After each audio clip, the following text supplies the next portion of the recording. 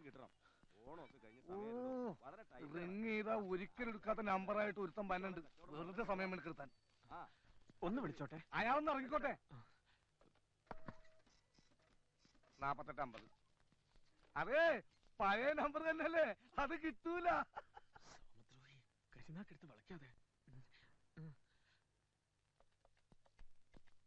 ഇതെന്താ നേർച്ചയാണ്? കൽക്കട്ടയ്ക്ക് ഒന്ന് വിളിക്കണമല്ലോ. അതെ, ഒരു പ്രാവശ്യത്തിൽ കൂടുതൽ ട്രൈ ചെയ്ത് തന്നെ മെനക്കെടുത്തരുത്.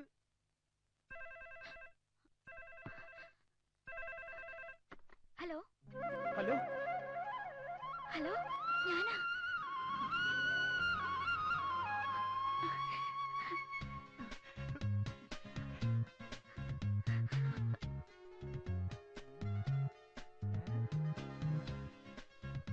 ഇത്രയും കാലം ഫോൺ കിട്ടാനിട്ടായിരുന്നു. കിട്ടിയപ്പോ ഒന്നും മിണ്ടുന്നില്ല. എന്താ ഇത്? ഹലോ, എന്താ എന്നെ പിന്നെ വിളിക്കാഞ്ഞത്? വിളിക്കണുണ്ടായിരുന്നു, കിട്ടണ മുഴുവൻ റോങ് നമ്പറാ. ഞാനിപ്പോ നാട്ടിൽ ഈ ഫോൺ ഒന്ന് കിട്ടാൻ വേണ്ടി ദിവസം പ്രാർത്ഥിക്കുന്നുണ്ടായിരുന്നു. ഞാനും. ദൈവം നമ്മുടെ കൂടെ ഉണ്ട്, അതുകൊണ്ടാണല്ലോ ഇപ്പോഴെങ്കിലും ഒന്ന് കിട്ടിയത്. ഞാൻ വലിയ ടെൻഷനിലായിരുന്നു. അതിനേക്കാൾ വലിയ ടെൻഷനില്ല ഞാൻ. എന്റെ കല്യാണം നിശ്ചയിച്ചിരിക്കുക. എന്നെ കൊണ്ടുപോവോ? ഞാൻ വിളിച്ചാ വരുമോ? എവിടെ വേണേലും വരാം. എന്നാ ഞാൻ ബാംഗ്ലൂർക്ക് വരട്ടെ? അത് വേണ്ട, ഞാൻ ഇന്ന് നാട്ടിൽ പോവാ. എന്നാ ഞാൻ വീട്ടിലേക്ക് വരാം. വീട് എവിടാന്ന് പറഞ്ഞാ മതി. വേണ്ട, എന്റെ അമ്മമാര് ഭയങ്കര പ്രശ്നക്കാരാ. അനിയൻകുട്ടി പറ, ഞാൻ എവിടെ വരണ്ടേ? എന്റെ വീട്ടിൽ നിന്ന് കുറെ ദൂരമുണ്ട് ഒരുവാതിൽ കോട്ടയ്ക്ക്. സാരില്ല, ഞാൻ എങ്ങനെയെങ്കിലും എത്താം. എപ്പോഴാ വരണ്ടേ? 27-ാം തീയതി രാവിലെ 8 മണിക്ക് വന്നാ മതി. 27-ാം തീയതിയോ? എന്താ ഒന്നും പറയാത്തത്? ഞാൻ കാത്തു നിൽക്കും. അനിയൻകുട്ടി, വീട്ടുകാർക്ക് മുഴുവൻ അപമാനം വരുത്തി വെച്ചിട്ടാ ഞാൻ ഓടിപ്പോരുന്നത്. വരാതിരിക്കോ?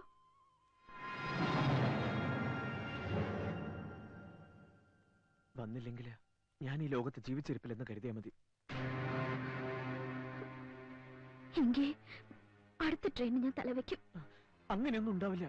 പറഞ്ഞ സമയത്ത് തന്നെ ഞാൻ എത്തിയിരിക്കും, തീർച്ച. ഞാൻ ബുക്ക് സ്റ്റാളിന്റെ മുന്നിൽ കാത്തു നിൽക്കും. എന്നാ ഞാൻ വെച്ചേക്കട്ടെ?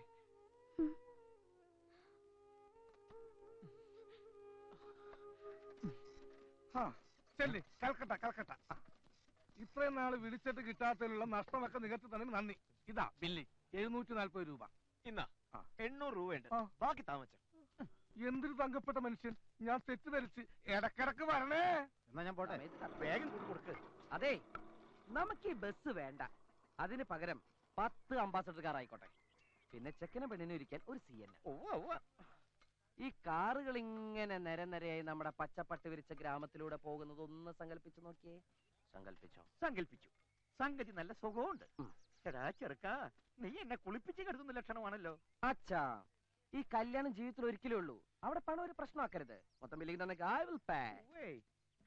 എനിക്ക് ഒറ്റ ദുഃഖേ ഉള്ളൂ, ഈ കല്യാണം കാണാൻ എന്റെ ഡാഡി മമ്മി ഇവിടെ ഇല്ലല്ലോ. പാവങ്ങൾ. ഉടനെ ഒരു കമ്പി അടിച്ചാ വരുമോ? ബുദ്ധിമുട്ടാ. കുഴപ്പമില്ല, അവരെ നമുക്ക് വീഡിയോ കാണിക്കാം. പിന്നെ സദ്യക്ക് ബോളി ഉണ്ട്.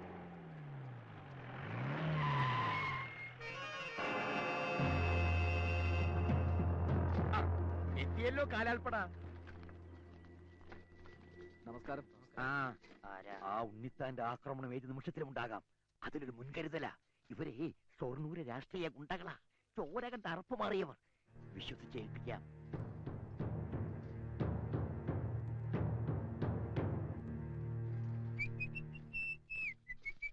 നീ ഇതെവിടെയായിരുന്നു? ഇതൊരു കല്യാണ വീടാ. മണവാളിനെ പലരും തിരക്കും. എനിക്ക് പകരല്ല ചെവിന് ഇവിടെ നിർത്തിയത്. എന്നാ ഒരു കാര്യം ചെയ്യാം, നാളെ നിനക്ക് പകരം ഇവനെ കൊണ്ട് കെട്ടിച്ചേക്കാം. അല്ല, നീ സത്യം പറഞ്ഞോടാ? ഇങ്ങൊന്നേ. എന്താണ്? ഒന്നും അറിഞ്ഞിട്ടില്ല, നീ ആയിട്ട് അറിയിക്കാതിരുന്നാ മതി. പിന്നെ എന്തിനാ എപ്പോഴെപ്പോഴും കൊള്ളിച്ചു പറയുന്നത്? എടാ, അത് നമ്മുടെ മനസ്സിൽ കള്ളത്തരമുള്ളോണ്ട് തോന്നണല്ലേ. ആട്ടെ, നീ ഇതുവരെ എവിടെയായിരുന്നു? എടാ, ഒരു ട്വിസ്റ്റ് ഉണ്ട്.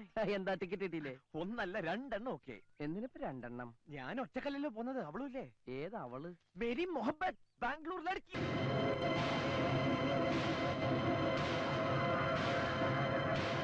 അതേടാ, എനിക്ക് അവളെ ഫോണിൽ കിട്ടി.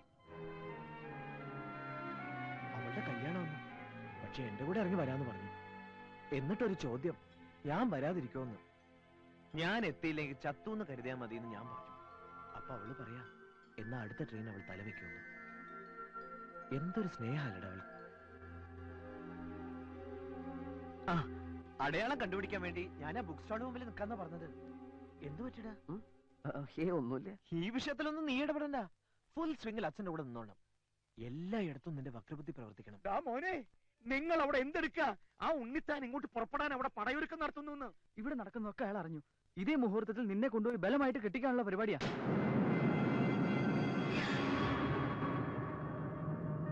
എങ്ങനെയെങ്കിലും അത് തടയണം. എന്തായാലും ഈ മുറ്റത്തൊരു ചോരപ്പുഴ ഒഴുക്കണ്ട. അതിനു മുമ്പ് ശത്രുപാളയത്തിൽ നമ്മുടെ രാഷ്ട്രീയ പടയെത്തട്ടെ. എടോ, ആ ഉണ്ണിത്താനടക്കം എല്ലാവരും ഇന്ന് തന്നെ ആസ്പത്രിയിൽ എത്തിയിരിക്കണം.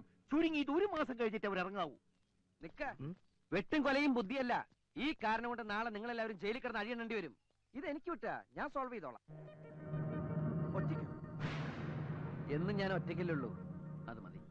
മോനെ, നല്ല സൈസൊത്ത 10-20 അവിടെ കാണും. അവര് നിന്നെ നിരത്തും. കപ്പല് മറിക്കാൻ കൊഞ്ചുപൊടി മതിയെന്നല്ലേ കണക്ക്. അവരെ നേരിടാൻ എനിക്ക് ബുദ്ധിമതി, ശക്തി വേണ്ട. ബുദ്ധി നിങ്ങൾക്ക് കുറവാണെന്നറിയാം. എന്നാര് പറഞ്ഞു?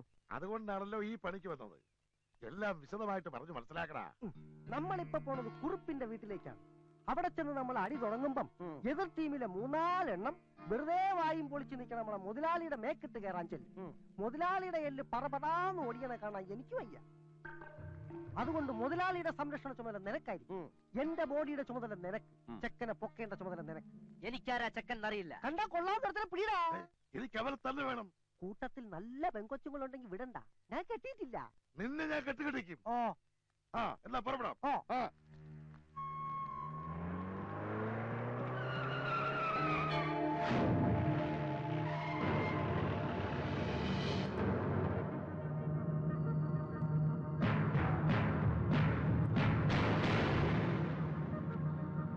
അവന്മാരുടെ പാർട്ടിയാ. അത് ഇവിടുന്ന് തുടങ്ങിക്കോ. എന്താണ് പറഞ്ഞത് കേട്ടില്ലേ? ഞങ്ങളുടെ കൈ വീണാൽ ഇവൻ ചത്തുപോകും. ഞരമ്പ് ഇവൻ ഞങ്ങൾക്കൊരല്ല. ഇവനെ പോലെ കുറെ എണ്ണ അവിടെ കാണൂ. അപ്പൊ നിങ്ങൾ തല്ലില്ലേ? അവൻ എന്റെ അടുത്തേക്ക് വരുന്നു. അടിയടാ. വേണ്ട. എന്താണ് നിന്നത്? വേണ്ടാന്ന് പറഞ്ഞു. ഞാൻ നിങ്ങളുടെ ശത്രുവായിട്ടല്ല വന്നത്. പിന്നെ മിത്രമായിട്ടാണോ? അതെ. നിങ്ങളിപ്പോ അങ്ങോട്ട് ചെല്ലുന്നത് ബുദ്ധിയല്ല. ഇവന്മാരെക്കാളും നല്ല തന്റെ ഇടവും തടിമെടുക്കുമുള്ള ഷൊർണൂർ ഗുണ്ടകൾ അവിടെയുണ്ട്. ഈ ഓച്ചറ പ്രദേശത്തിന്റെ കയ്യിൽ അവര് ഭസ്മം. അതൊക്കെ വെറും തോന്നല. അവന്മാരുടെ കയ്യിൽ എങ്ങാനും ഇതുങ്ങളെ കിട്ടിയ അടിച്ചൊതുക്കി മടക്കി എടുത്ത് ആശുപത്രിയിൽ എത്തിക്കും. എന്നിട്ട് അവർ മനസ്സമാധാനത്തോടെ നാളെ കെട്ടെടുത്തും ചെയ്യും. എന്നെ നിങ്ങൾക്ക് വിശ്വസിക്കാം. ഞാൻ കൊച്ചുറുപ്പിനെ ഇവിടെ എത്തിക്കാം.